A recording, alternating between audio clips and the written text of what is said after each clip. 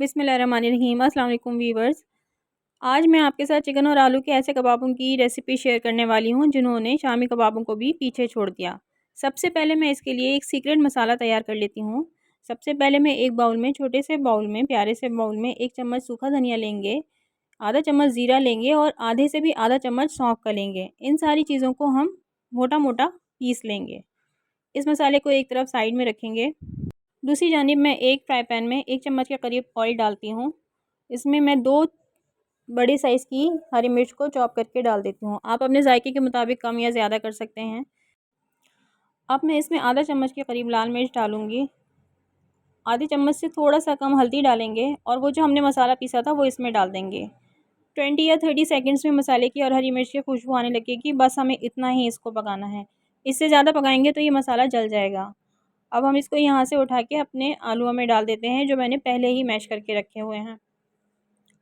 ये तकरीबन आधा किलो आलू मैंने पहले से मैश कर लिए थे। अब मैं इसमें हस्बे ज़ायका नमक मिलाऊंगी और वो सारा मसाला जो हमने अभी अभी बघारा है वो इसमें मिला देंगे।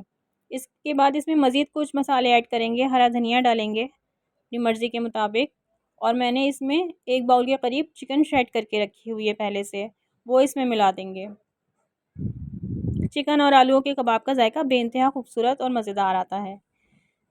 इसमें 2 चम्मच के करीब कॉर्नफ्लावर डाल देंगे जो इसे बाइंड करेगा। अब इन सब चीज़ों को अच्छी तरह से मिक्स करके अपने हाथों को ग्रीस करेंगे और इनको कबाब की शक्ल दे लेंगे।